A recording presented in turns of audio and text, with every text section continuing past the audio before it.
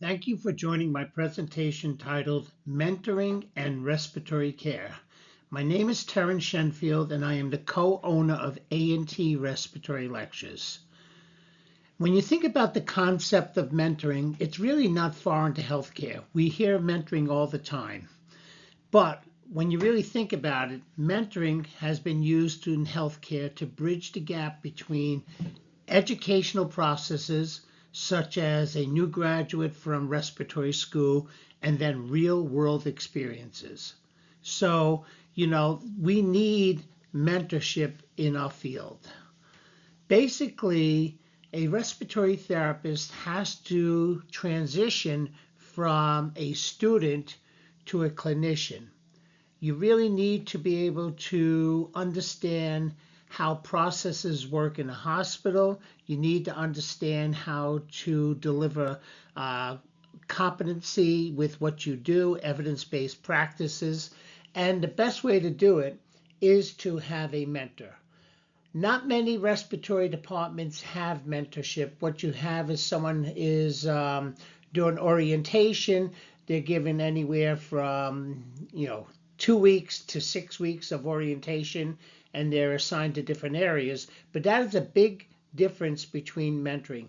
Mentoring engages the new employee to become a professional in the field, it's a continuum of care.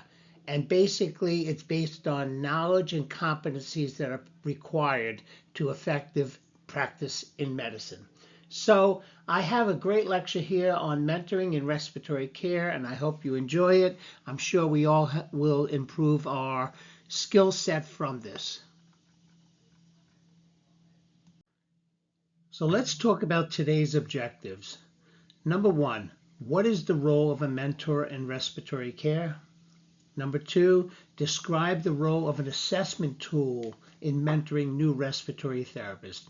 You need some kind of tool to know whether you're getting the point across to the new therapist as a mentor. I want to also describe the difference between mentoring and precepting. There is a huge difference. We're going to go into that a little bit later. We're going to be talking about describing the qualities required to be a good mentor and a good mentee. Not everyone is a perfect match with each other. So sometimes you have to align personalities and direction into marrying or putting together a good mentor and a good mentee. I'm going to also describe the steps involved in mentoring. And then I'm also going to describe the outcomes desired of a new mentee. So I think these objectives pretty comprehensive and cover most things we need.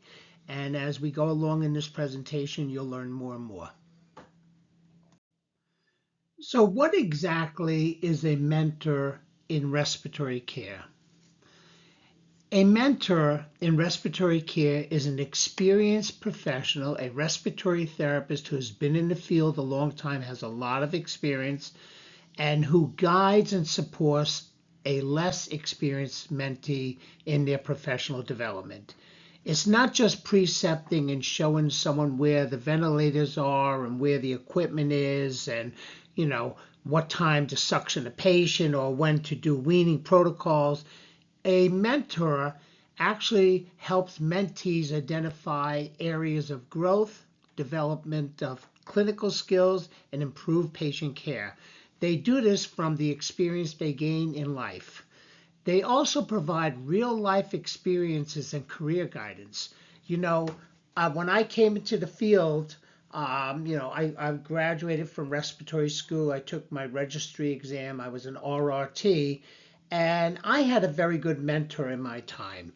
This mentor happened to be an asthma educator. They also happened to be a neonatal pediatric specialist. And they sort of guided me. And when I saw their credentials on their ID badge, I was kind of excited to gain these credentials myself, which I did over time. So the question is, a mentor can be a very important person in your career. And if you get a good mentor, it can make all the difference. They could actually encourage you to get your bachelor's degree or your master's degree, even a PhD. So why do we need a mentor? Basically, it accelerates your learning experience. So the gains and experiences you gain from them can really help you really quickly. It also improves your networking opportunities. What that means is that, they might mention about new opportunities for respiratory care, maybe joining the American Association of Respiratory Care, maybe advancing your education. They could also give you personalized advice. So in other words, you're going to gain from their experience. You're going to receive individual guidance that addresses your specific challenges and needs. So, there's so many different things. And most importantly, a mentor can support and encourage your growth through your career, and they can help you or guide you with some very important decision making. So a mentor is critical to a professional who's just joining the field. So what is the purpose of mentoring? If you really think about it, everyone wins with a good mentoring program. The mentor wins and also the mentee wins. And when you really think about it from an institutional perspective, such as the hospital that hired you or the organization that hired you, when they successfully align you with a good mentor and you develop a good relationship, your levels of engagement and work satisfaction improves. Also, you have a greater ability to retention. In other words, a lot of people come to work and then they quit after a short period of time. But if you have a good mentoring system, you can retain that skilled employee in your organization. And also, it guides people about promotion and career development throughout their stay at the hospital. So when you really think about it, who benefits? Actually, everyone benefits. The mentee and the mentor benefits. Some of the benefits for the mentee, the new one who's the green person who's just learning stuff, is they learn to see where some strategic career planning is going. They could sort of see what credentials they want. They could also see what kind of unit they want to work in. They could also see what kind of patient population they want to work in. They could also career advancement. They could see that other management positions in the department and how things are promoted. They can understand what it takes to get it. If it takes you to have a bachelor's degree, or if it takes you to have a master's degree, or if it takes you to have certain credentials, you're going to do it. Work satisfaction. When you know what's going on in an organization and you feel like you're part of the team, this increases your work satisfaction. It also increases your motivation, and obviously it works towards your personal growth and improvement. Now that was the mentee. From the mentor benefits, like the person who actually doing the training, this leads to higher work satisfaction. When you train someone and you see them really doing well, you feel good about yourself. You feel like, all the skills that you learned throughout the years are being applied and you're being very helpful. It also improves recruitment and retention for your department, because you don't want to be a career respiratory therapist in your department and have people come in and out of the door because they don't want to stay, and you spend all your time training somebody and they leave. So the idea of retention is really important. And actually, it could enhance the belief in the institution's commitment to quality care. We all want quality care for our patients. We all want positive outcomes. So a good mentoring system accomplishes all of that. So what is the difference between mentoring and precepting? We all have heard the term precepting. We've probably seen that a lot in nursing care. And I actually never really utilized the word precepting in respiratory care, but it's being utilized more and more today. Maybe many of your institutions have started it. So the question is, what is the difference between mentoring and precepting? When you think about precepting, it typically will focus on your clinical skills and exactly what you need to do to deliver those skills to the patient. It'll also be part of your onboarding, your orientation, and you need to understand what kind of duties and responsibilities you have, as well as the resources. But that is distinctly different than mentoring. So I have here a chart on that you could see. On the top, you have the blue category, which is for preceptors, and then the green category on the bottom is for mentorship. And it sort of differentiates why one is one way and why is another the other way. For example, preceptors are typically assigned to new healthcare workers during clinical rotations or training programs. Typically, that happens to the new staff, and the duration for a preceptorship is typically anywhere from 4 to 6 weeks.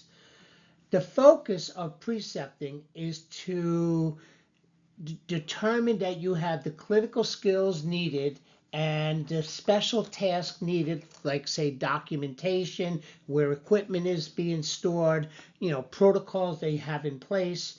And you need to be able to do this within a short period of time of 4 to 6 weeks. And then you're set free on your own. Now that is distinctly different than a mentorship.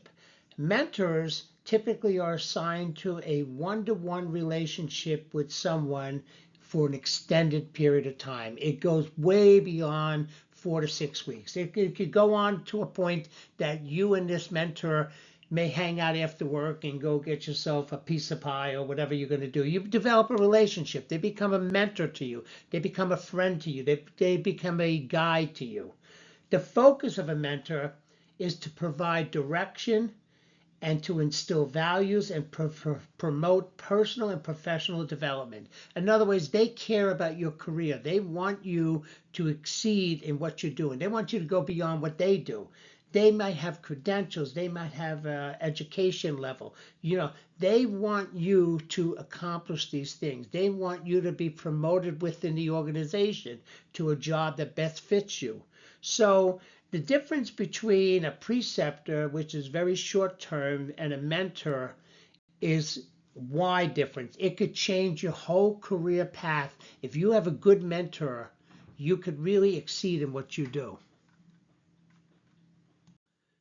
So now that I gave you a little bit of background on mentorship, I have some questions for you.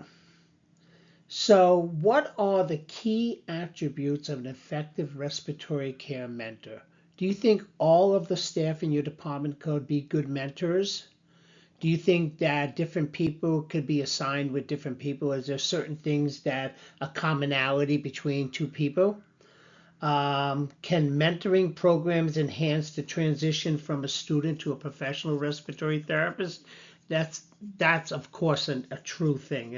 Any good mentoring program can definitely enhance the transition from a student respiratory therapist who graduates to a professional respiratory therapist. Now, when you think about it, what are some of the strategies that mentors can use to promote evidence-based practice and clinical competence? When you really think about it, our field, we need to be more than just push buttons and task oriented. We really need to understand where's the evidence. There's a lot of therapies out there that don't work. We all heard of CPT that doesn't really work all the time, yet we spend a significant amount of time delivering that. So as a mentor, you're seasoned, you know things. And so what kind of strategies, what kind of things that can you do to promote an evidence-based practice and clinical competence in your mentee? And I'm going to get a little bit more into that a little bit later. So how does mentoring relationships impact job satisfaction and retention amongst respiratory therapists? As I mentioned in the previous slide, if you do a good job of mentoring a respiratory therapist and you give them the guidance they need and you show the support they need and they look up to you, a mentee should be looking up to a mentor as a role model. So if you are a role model and they look happy at what they do and they've been there a long time, obviously it may help your job satisfaction and your retention amongst the organization. And then finally, this is a very important question. What role does mentoring play in fostering research skills and advancing the field of respiratory care? I think, the only time you hear about research skills and publications that can be done by respiratory therapists are in certain institutions. And I would say the Cleveland Clinic is a good example of that. They have a very good mentoring system for their staff. One of the leaders in the Cleveland Clinic is Robert Chatburn. Robert Chatburn is a pioneer in mechanical ventilation, and he's also a great mentor to bring out research amongst his staff. And there's a whole hand of other people who do this. So the point of mentors is really important for our field. It's important for the growth of our field. It's important for the longevity of our field, and it's also very important for us to be recognized nationally for what we do. And this all can happen with great mentorship.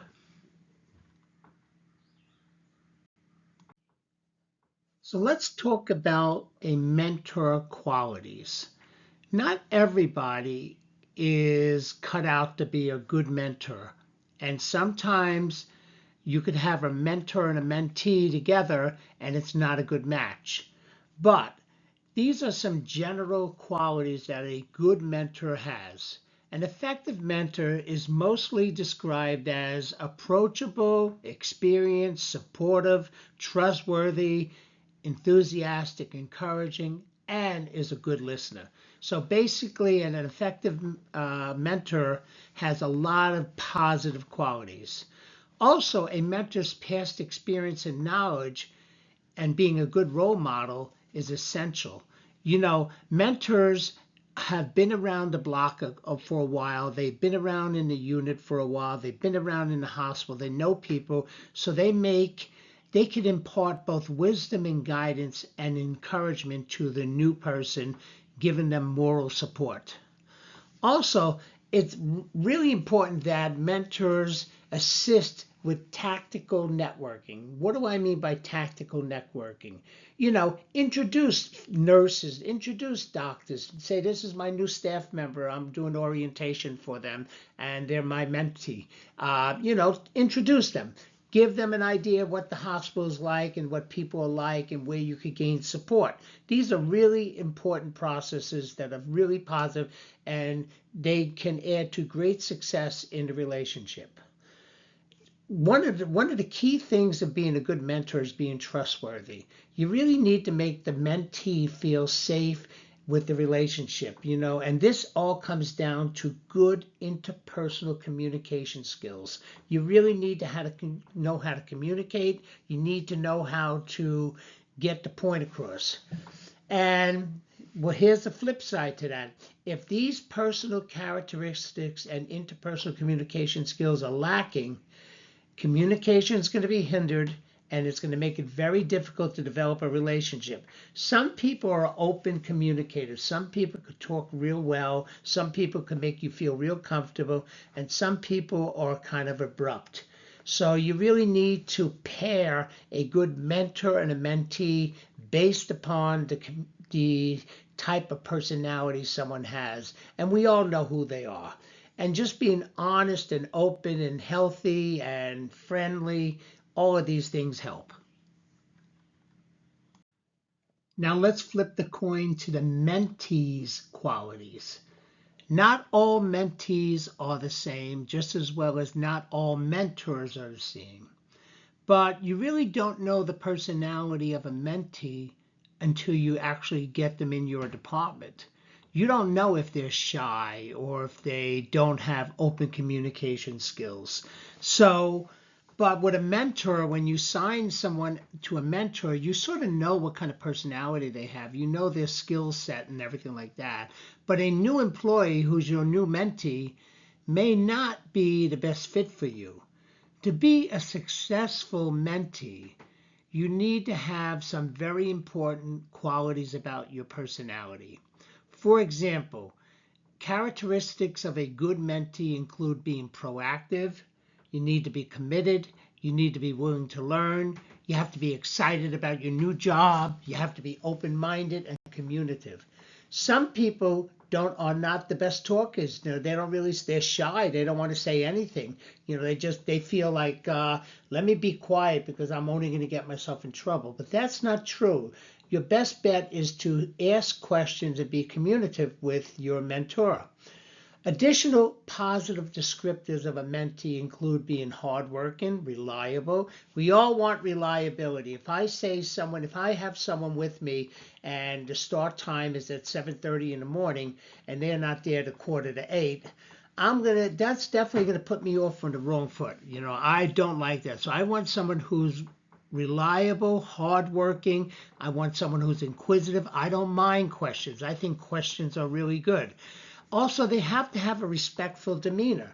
A lot of times some people can be a little short, and that goes for mentors and mentees. If you're a little short with someone and you're not a good listener, this kind of behavior is going to create boundaries and not really be good. Also, when you really think about a mentee's personality, you want someone who's approachable. You want someone who's open to instruction. You want someone who's self-aware of what's going on. What do they call that? Self-awareness.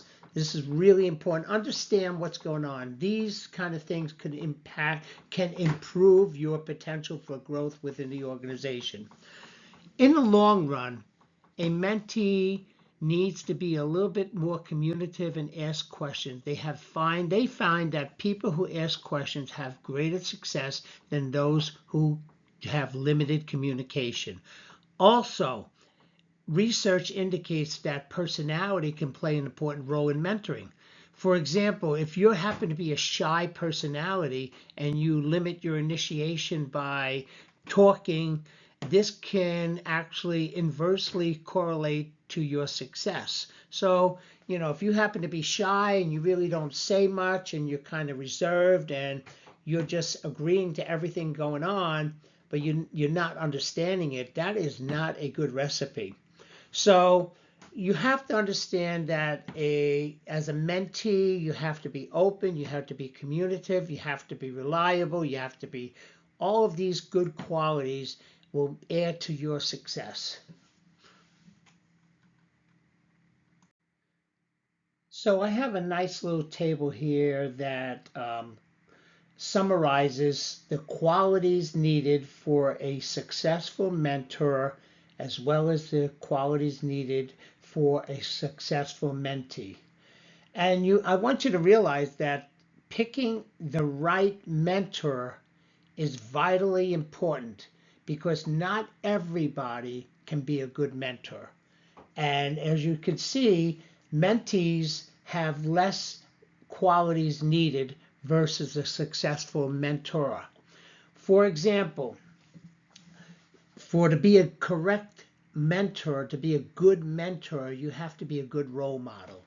You have to be available. You have to be approachable. You have to be experienced. You have to be supportive. You have to be wise. You need years of wisdom that tells you how to do things.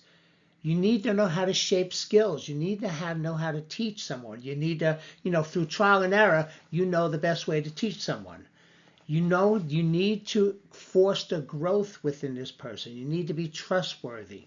Trustworthy is when you say something to them, you keep to your word. It also means that you don't talk about your mentee behind their back. The last thing you want to hear as a mentee is that you heard your mentor's like pissed off at you because you're not doing things right and you're really slow. So you really need to be trustworthy, and you need not to share information about the mentee that could embarrass them or put them on the spot.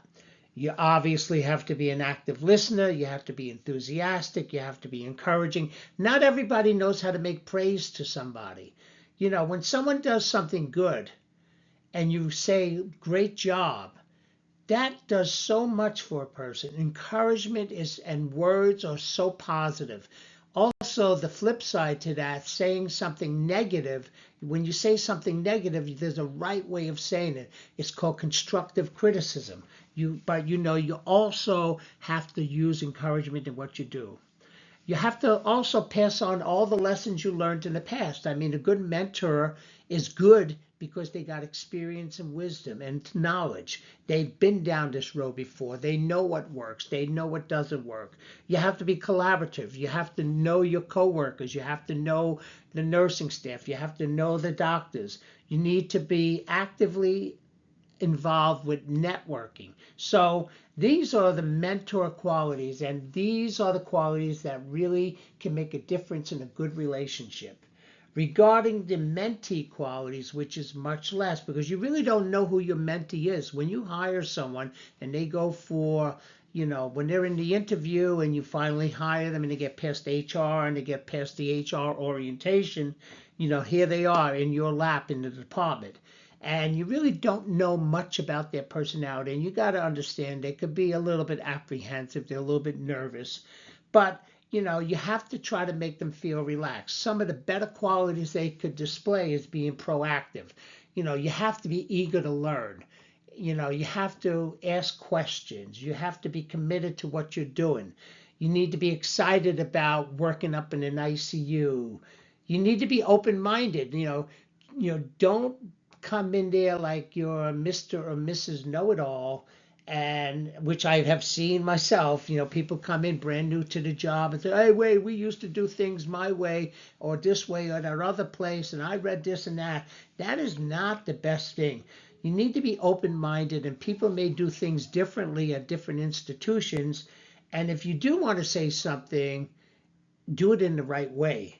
You need to be communicative. Don't be shy. Don't be afraid to ask questions. Don't feel like any question is stupid.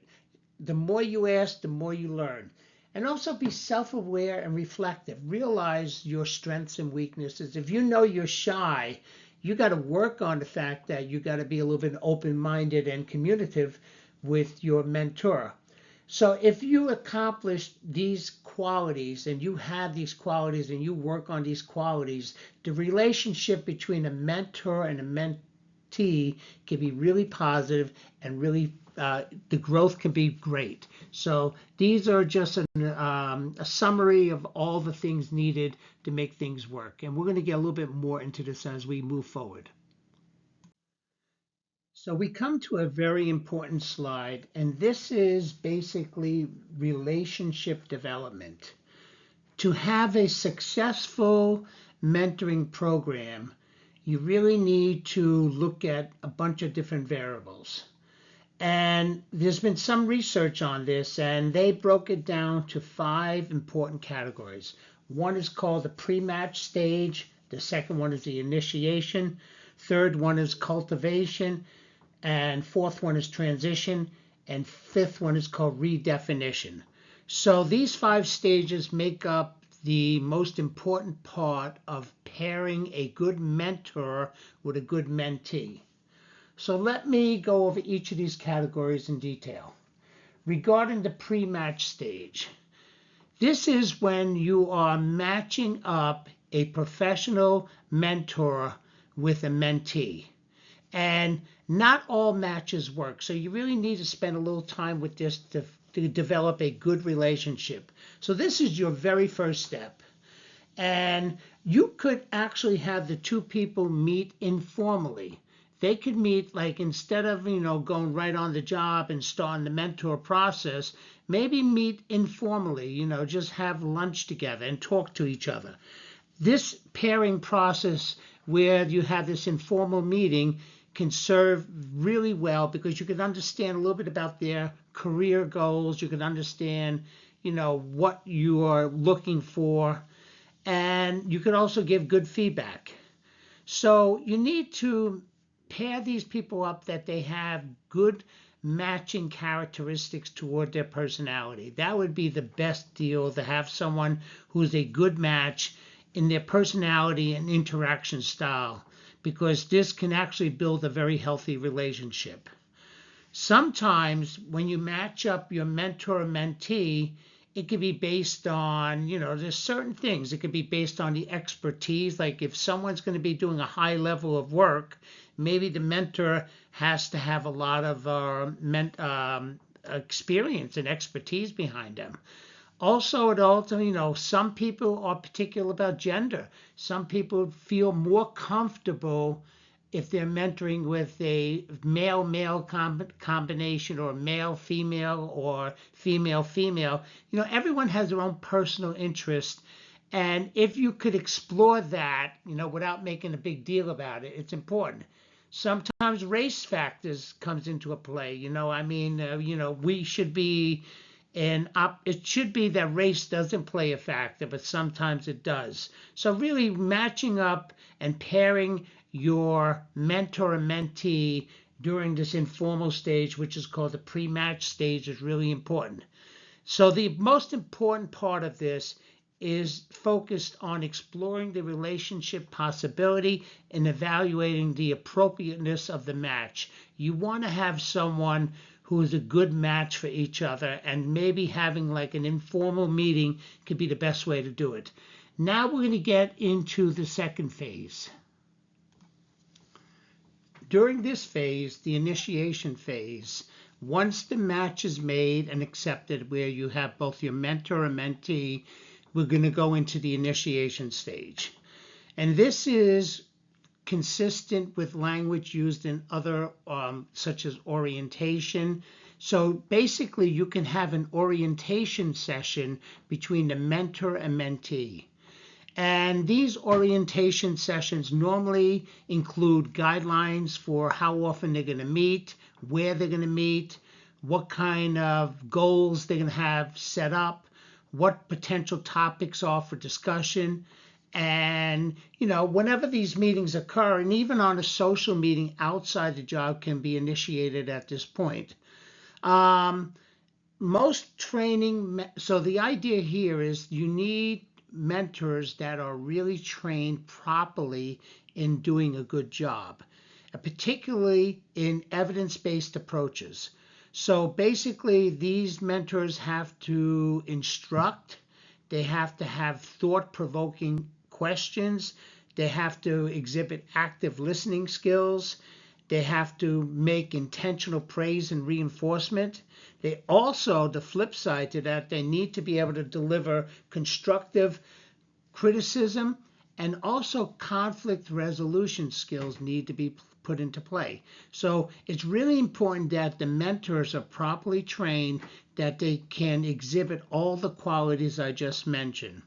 Also, during this initiation phase, it's ideal for the mentor to foster an environment where the mentee feels safe, they're supported, and able to ask questions. In other words, during this stage, the mentee feels very comfortable with the mentor to ask any kind of questions they want. And this is a very good point to be in. And sometimes you might want to intermix a little social skills with that too, where you might meet up for lunch and have a talk overall, not necessarily about the job. So that's the second phase, which is called the initiation phase. Now we go into the cultivation stage. The cultivation stage would typically take place about a month after you start meeting up with your mentee. And during this stage, some of the key topics are discussed, such as how to work effectively and efficiently, how to be resilient on the job and survive, stress that comes along with it. This is a good time for building knowledge. So in other words, if you were lacking in certain parts of your expertise, this is a great time to, sharpen up with that, do some studying if you need additional studying.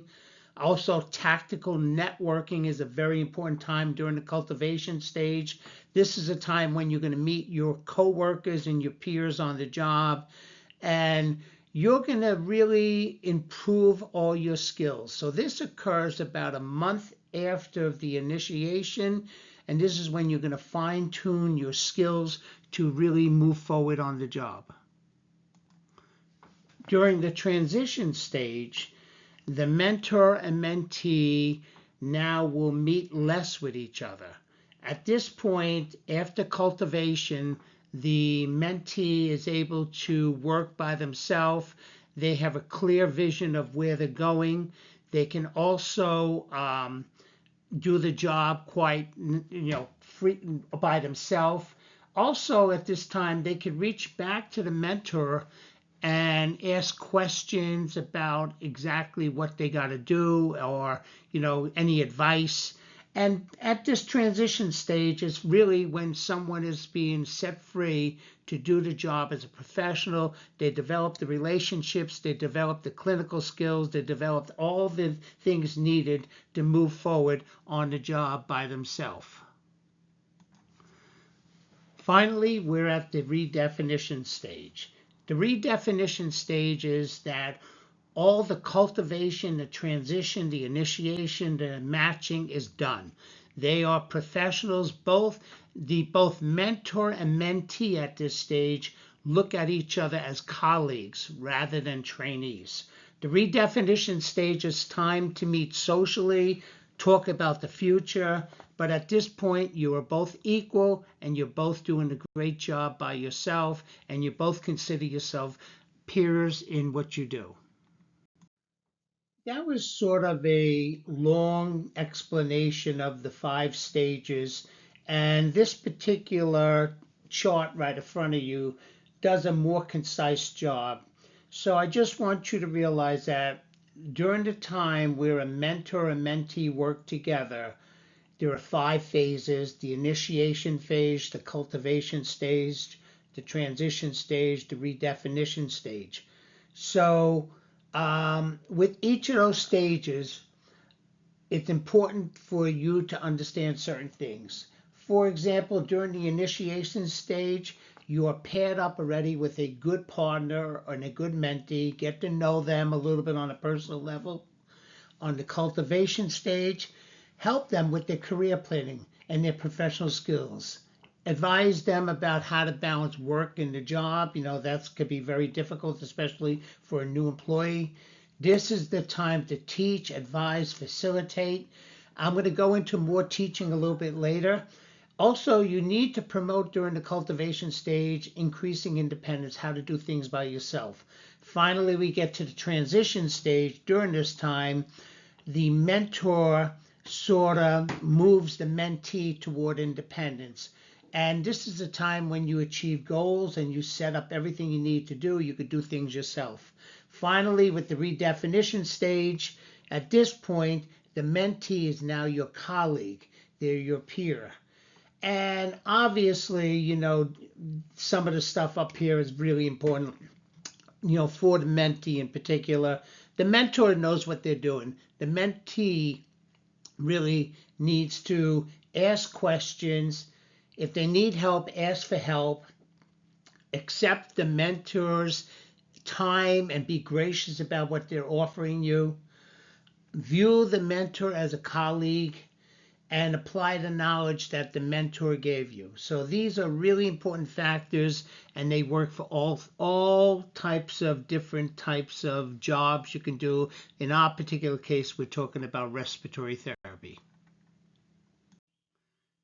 I was an education coordinator at a major trauma center in Newark, New Jersey for most of my career, almost 22 of my 25 years at that hospital. So personally, I've trained a lot of respiratory therapists going into the field. And I really enjoyed education. I enjoyed teaching them. And to a certain degree, I was their mentor, but it was kind of hard to be a mentor to so many people. We had like a staff of 65 at that time. So how do you support new respiratory therapists? And the best way to do that is through education and training. Basically, you train them exactly on the type of equipment you have. You teach them your protocols and policies that you have in your department. You teach them on evidence-based guidelines, because everything is about evidence-based guidelines. You teach them critical skills they need to integrate everything they learn. So the idea is you train them exactly on the equipment they need to know and why it works, and you also apply evidence-based guidelines to that. Also, you assign them to clinical preceptors. We used to, once they sort of knew all the equipment, they were typically with me about 4 weeks, but after about 4 weeks, not even before 4 weeks, I would actually assign them with some real experienced respiratory therapists who worked in a variety of different units. In our hospital, we had a pediatric intensive care unit, we had a neonatal unit, we had a surgical unit, we had a cardiac unit, we had step down, we had floor, we had the emergency room, we had all of these things. And again, everything we wanted to teach them was evidence-based practices. So this is way they really knew and they learned with some good preceptors. Then we used to, at times, we had a journal club. And this journal club was really good because if we had a patient on a mode of ventilation, say like APRV, I would instruct them to read an article on APRV and tell me the pros and cons. So basically, and that's just one example of everything. If we had a patient with sepsis, how do we manage it? If we had a patient with ARDS, so our journal club, besides we used to offer CEUs to them to do it, I would make them read an article that I would pre-pick myself, and then we'd show them actual patients who were on this mode of ventilation or had this illness, ARDS, whatever they had. And we really made some good progress with them. And the point there was I taught them evidence-based practices in what they did. In other words, don't just, whatever you learn in school is one thing, but when you apply it to the real world scenario, you say, where's the evidence, where's the evidence, where's the evidence? And very importantly, I would show them where to get resources, how to research databases for PubMed, for Medline, and they would be able to pull up any kind of clinical guidelines. They knew where all our policies were. So this is how you would support a brand new therapist on the job. You want to make their job very comfortable. You want them to practice evidence-based medicine. And I'm very fortunate to be in a position to do that with people, and I've done that for many people, and I really enjoy it. So hopefully at your institution, you're doing something similar to what we did. Maybe I should have explained this slide a little bit earlier, but we've been talking about mentors and mentees, but I want to talk about some of the key attributes you're looking for in a good mentor. Basically, they need to have experience and expertise. They need to have a strong clinical background. They've been in the institution a while. They develop good relationships with all their peers, as well as nursing staff and physicians and everyone in the hospital. And they really understand most of the policies, if not all the policies and procedures in the department. They also have to have very good communication skills. And part of communication skills is having active listening. Active listening is when you listen to somebody and you don't interject until you understand what they're saying. And then you might even go back to them and say that you understood what they said. Another key attribute is empathy and support. You need to provide emotional support, encouragement, especially in challenging situations where they might be doing something wrong. You need to how to show constructive criticism without breaking them down. Empathy is really important. You need to put yourself in their shoes and tell them that you were once in that same place. Finally, you need to be able to offer guidance and feedback. You need to be able to guide their decision making. You need to help them come up with critical thinking skills. And that can be done by the evidence-based approach, like I mentioned, the journal clubs. And finally, professionalism. As a mentor, you got to look the part. That means you come in on time, you speak professionally, you dress professionally, and you behave professionally. These are all key attributes of a great mentor. As a mentor, you really want to promote with the mentee that they follow evidence-based practices. Too many times in the past, people just continually do what they do with not much evidence. And the idea of today's medicine is to be smart, to determine where is the evidence and is the evidence good. So it's really broken down into 5 main categories. One is called the critical appraisal of research. The next one is called the clinical expertise integration. Then you have what is known as patient-centric approach. Then your next one is guidelines and best practices. And then finally, we look at outcome assessments. Let me give you a little bit of detail about each one. When we look at critical appraisal of research, a mentee and a mentor should be able to evaluate scientific publications to see if it's valid. In other words, if you have a study and it's only done on 100 people in Canada, that may not be the best evidence. The best evidence comes with randomized controlled trials where you have thousands of participants in the study and you're looking for some good statistical values, which I really don't have time to go into how the statistics work for it, but you should be able to critically appraise research. Not all research is good, and you need to teach the mentee what's good research and what is not, and sometimes it comes down to where good publications come from. Then we have what is known as clinical expertise integration. Basically, what you really want to do is you want to take the evidence-based practice and then complement that by integrating that into clinical practice. Suppose they come up with a weaning protocol that shows that the best amount of time for a spontaneous breathing trial is now 30 minutes rather than 90 minutes. That means you should implement that type of evidence into your practice. That's just one example. Another example might be, where do you put a nebulizer in our ventilator circuit? Where is the evidence on that? So basically, you look where the evidence is by studies, and then you incorporate it clinically.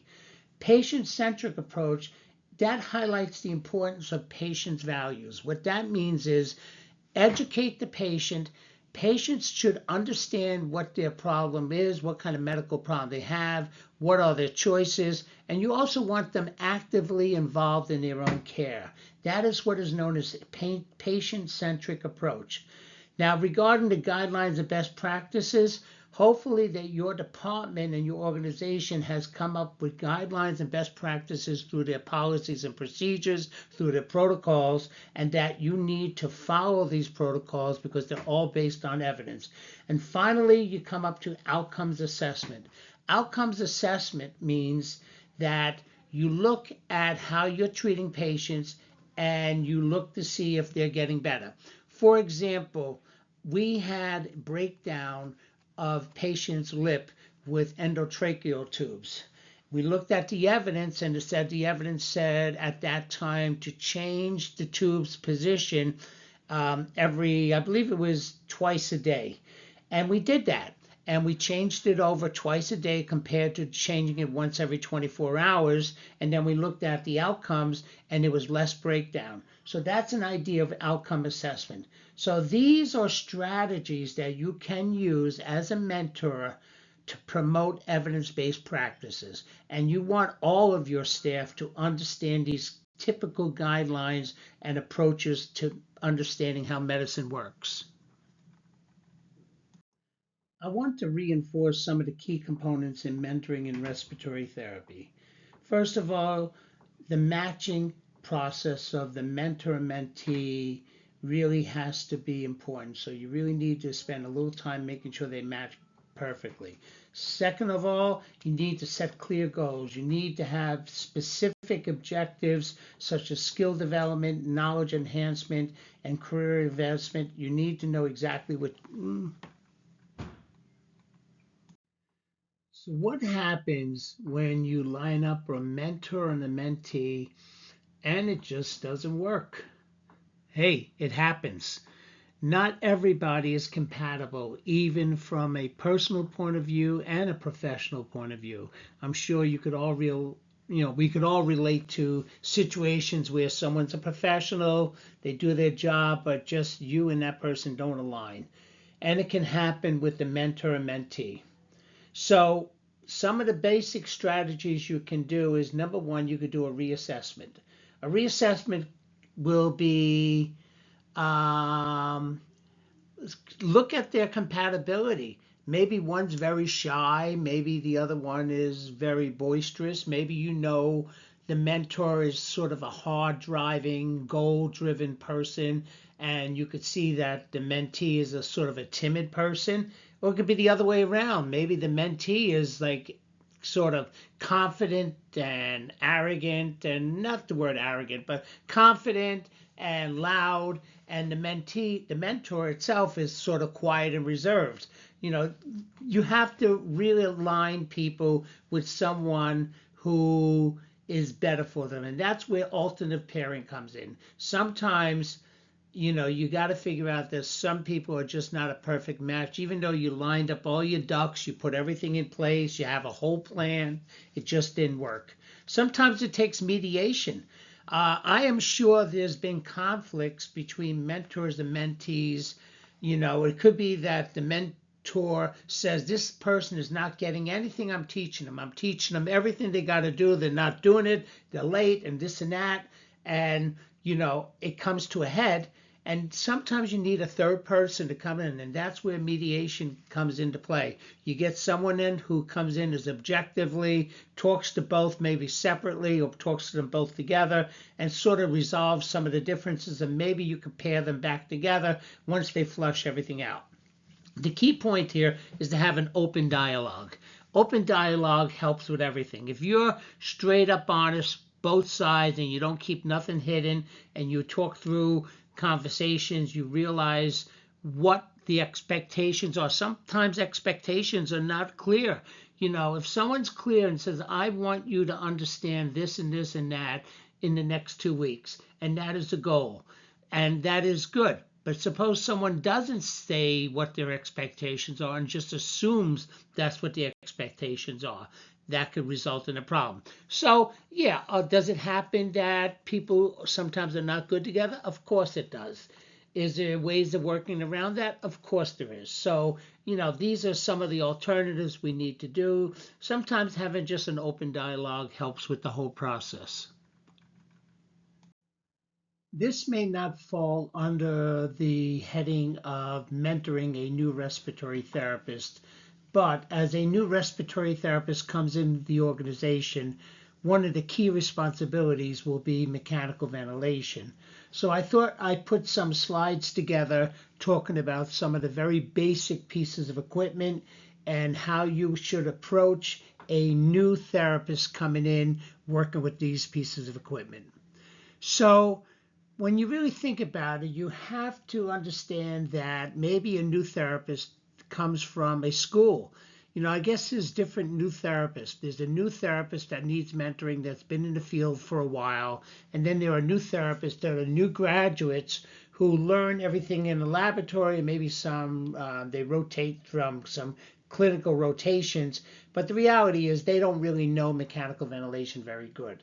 So when you really think about it, a new respiratory therapist that comes in, they need a solid understanding of mechanical ventilators, including the technical aspects. They need to understand the indications and the pathophysiology with the patient. They need to understand how ventilator modes work. They need to know how the patient and the ventilator interact, how sedation impacts a patient on a ventilator. They need to know how to make adjustments when you're doing a spontaneous breathing trial. So, you could provide some formal training for them in mechanical ventilation and do a competency on them. I mean, I used to do competencies all the time. Competencies on mechanical ventilation can be very beneficial in the sense that they can understand exactly what's going on. The next thing you need to expose them clinically. They need to be doing hands-on ventilator setups, adjustments, monitoring, but during the first start, they should be supervised by a seasoned respiratory therapist so they could actually understand how things work. Finally, we get into evidence-based practices. You really should emphasize evidence-based guidelines and protocols for mechanical ventilation. Talk about airway management. Talk about someone with ARDS. So you do a low tidal volume strategy, all evidence-based. Talk about weaning protocols. All of this is really important for the brand new therapist. And then continuous learning. encourage them to watch webinars, go to workshops, do self-paced courses on mechanical ventilation. Also come to some of our CEU sessions where we talk about mechanical ventilation. I just thought I'd put a plug in there. But the bottom line is you really need to apply a certain amount of time with these new therapists so that they really can understand what to do, and then they can be set free by themselves and be quite confident. Another piece of equipment that is really important for a mentor to show a mentee, especially during a orientation of someone fairly new in the field, is the use of non-invasive ventilation. You know, as respiratory therapists, mechanical ventilation, non-invasive ventilation go hand in hand. And again, you know, there's some basic competencies that you have to ensure. You need to make sure that they understand that these basic principles of non-invasive ventilation, including the indications and especially the contraindications. If someone's not spontaneously breathing, you know, they should know this. And, you know, someone brand new to the field really doesn't particularly know this. You need to cover some of the topics that go along with NIV, such as CPAP, BiPAP, you know, setting up the right mask, troubleshooting common issues. These are all things that, you know, are really important. Then, most importantly, you need to provide some hands-on experience with some clinical exposure. So basically, you know, if you have someone come into the emergency room in cardiogenic pulmonary edema or COPD exasperation, you need to emphasize what kind of evidence-based guidelines work with non-invasive ventilation for these specific conditions. Not everyone benefits from NIV, but certain people do, and I just mentioned two. Also, you have to talk about monitoring the patient. If someone's on non-invasive ventilation and they are on for an hour and their blood gas doesn't improve, you need to tell them that potentially you have to intubate them. And you have to really importantly teach the new therapist or the mentee how to use assessment skills to evaluate the patient's response to non-invasive ventilation. You just don't put someone on NIV and hope for the best. You have to make sure that they are progressing properly with non-invasive ventilation, because if they're not, you might have to intubate. And then also at this point, you should, with the mentee, you should have them collaborate and communicate with the healthcare team, the nurses, the physicians, other team members, and especially, you know, change a shift. If someone's on non-invasive ventilation in the emergency room and you have a new therapist coming into the ER, you need to tell them what's going on. So these are kind of scenarios that you should go over with the new mentee working with non-invasive ventilation. So here is another case scenario. I'm sort of covering some of the real hardcore respiratory topics that a new respiratory therapist, as you as a mentor, should be showing these new therapists how to work. And one of the key patients that we get in respiratory therapy is a COPD patient. So what do we got to do? We gotta make sure they understand the pathophysiology and treatment options for COPD. You need to have some kind of clinical knowledge of the pathophysiology, the disease progression, possibly exasperation triggers. You need to cover some of the best guidelines for COPD management, which includes pharmacological and non-pharmacological interventions. You need to teach the patient, teach the new mentee patient assessment. They really need to understand how to assess the patient, which includes spirometry. It could also be symptom assessments. It could also be oxygen therapy evaluation. So you really need to have good discussions with them and teach them. This is a perfect opportunity to talk about evidence-based practices. And one of the best evidence-based practices is the GOLD stages, the GOLD stages. At this point, you should emphasize that they should read about the GOLD stages, understand how to manage the patient, and also education is really important. You should emphasize that patient education is really critical because, when they get discharged from the hospital and you want to prevent readmissions, what's the best way to do it is teach them how to manage their symptoms, teach them they can understand what kind of stage they're in. They have to understand if they have an exasperation, when to go to the emergency room, or maybe when to step up their treatment. And finally, collaboration and communication. You really got to discuss everything with your physician team, your nurses, your other respiratory therapists. And the key point here, you have to make sure that your mentee communicates well with the patients and the family as well as their team. And you need to be prepared for this. So this is some of the basic foundation for mentoring a new respiratory therapist in a COPD patient. One of the most important areas for the mentor and mentee to establish good rapport is communication, especially collaborative communication. What that means is the communication with interdisciplinary teams. When you talk about interdisciplinary, you're talking about physicians, you're talking about nurses, you're talking about physical therapists, you're talking about x-ray technologists, you're talking about everybody who makes the patient better.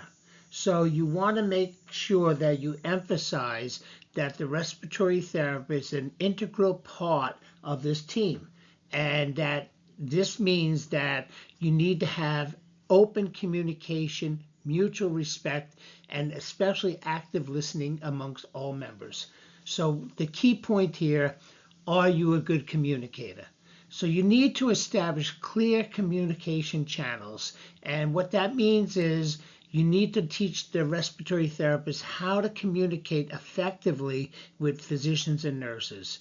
You need to discuss appropriate modes of communication, such as phone calls, in-person discussions, and when to escalate concerns. So communication is really important.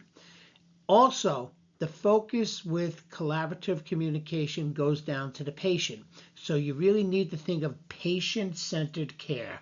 What do I mean by patient-centered care? This is really when you encourage the RT to participate in rounds, share relevant information, collaborate with the patient care plans. You want the patient to be part of the team.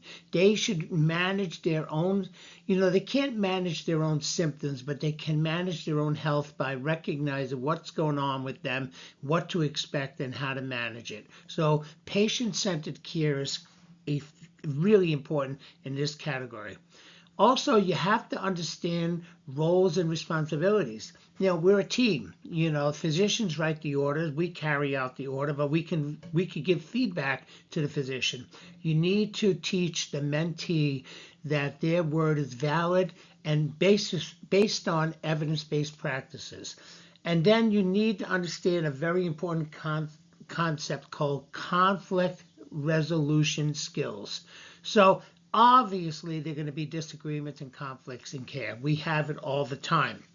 And the key point here is you need to be effective in this, and you need to show good, positive working environment. You need to be able to get your point across, but understand that, this is a team approach. So learn how to deal with conflict resolution. I could do a whole PowerPoint on conflict resolution, so I just want you to be aware of that. So the new job of the mentor is to teach the mentee how to manage conflict resolutions and the skills needed for it. Another very important aspect of mentoring a new respiratory therapist is to instill ethical behavior in them. So basically, you have to be a professional. You have to emphasize that, respiratory therapist is a proud profession, that you need to have integrity, you need to have trust, you need to be quite honest with the patient and everyone, you need to have transparency. So basically, most new hospitals that you come into, they have some kind of ethics lecture they give you, how to be a professional. You know, if you're thinking about professional standards, you think you might want to join the American Association of Respiratory Care because they are our flagship organization that instills ethical practices. Everything we do should be based on evidence-based practices. We should always act in the best interest of the patient. Patient confidentiality is really important. Don't be talking about a patient in the elevator. Don't be talking about a patient over lunch with other people. You know, you really need to be a professional. And also, you need to provide care without discrimination. There are many situations where you may have your own biases about something.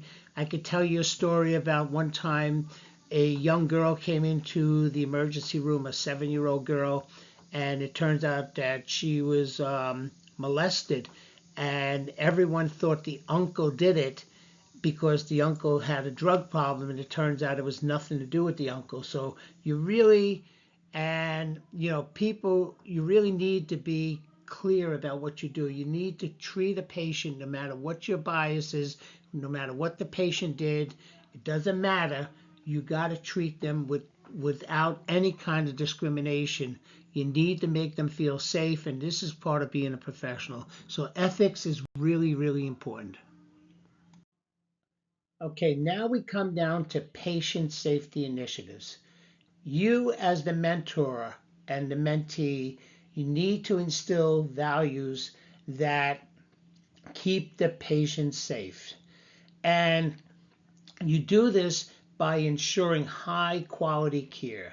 Some of the basic strategies and guidelines you could do is understand what patient safety is all about, know about safety principles, know about error prevention, know about infection control, know about risk assessments, understand how clinical competency is really important. So you need to be proficient in what you do.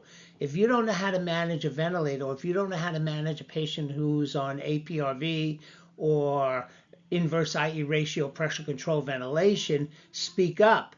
Don't just, don't be turning knobs and doing vent checks and not knowing what's going on, because you might have some kind of problem and you need to be able to emphasize what's going on, and you need to be able to make an adjustment as needed. Infection control, we all know how important infection control is, when you suction a patient, washing your hands. These are all patient safety things. Communication skills, we keep on talking about communication. You need to be able to be effective in your communication with your colleagues, your patients, and your families. You need to report any kind of safety concerns or near misses. You need to follow guidelines that are based on evidence. You also need to monitor compliance with protocols and best practices. And you need to support the patient with ongoing education and training, as well as the staff members. So these are some of the responsibilities you need to do to improve the safety of the patient and reduce any kind of harm that may potentially happen. Okay, so now your brand new respiratory therapist has been through all the training. You did some mentoring to them, you did some in-servicing to them, you did some precepting with them. How do you know they're ready to be set free? And the best way to do that is through these following practices. Supervised clinical practice. What that means, that the therapist works under direct supervision of a seasoned respiratory therapist so that they can observe the patient interactions and evaluate the skills needed to manage the patient. The second thing you could do is competency checklist. Competency checklist means that some of the basic scenarios that you come up in the hospital, such as a ventilator setup, as a non-invasive ventilation setup, as oxygen administration, on how to manage a patient in a severe asthmatic condition. You need to make sure that they are competent and that you have a checklist of the competencies they need to make sure that they are good at what they do. Another thing you could do is called simulation scenarios. Basically, you conduct simulated patient scenarios, airway emergencies, ventilator alarms, and you discuss decision making. You figure out how do you figure this out. You do some critical thinking, and you make things well. Finally, you do some feedback and reflection. You provide constructive feedback after real patient encounters. You encourage a self-reflection and learning from all experiences. And then finally, autonomy. The patient's ready to be set free. So these are some of the guidelines you could use to determine whether a respiratory therapist is ready to be on their own, when you could call them no longer a trainee, no more a mentee, and they are your colleague and peer. These are the things you should look at. I want to thank you all for joining my presentation on mentoring. In summary, mentoring is a very, very good thing for new respiratory therapists. It expands their professional growth, and actually these are the future leaders in the field. It builds self-esteem and confidence because they work with real experienced respiratory therapists right from day one. They gain all this knowledge and insight that can be instilled in them. This makes them better therapists for the future. It also improves communication amongst their colleagues and improves the networking within the facility. So there cannot be enough kind words to be said about a good mentor, and I'm hoping that most institutions across the country have some kind of mentoring system instilled in their staff and their department. And I want to thank you all for joining me. I have some good references for you. All of these references were part of this presentation today. There's much more out there if you're interested in this field. I believe that mentoring is the future of respiratory care, and I hope you have a great day.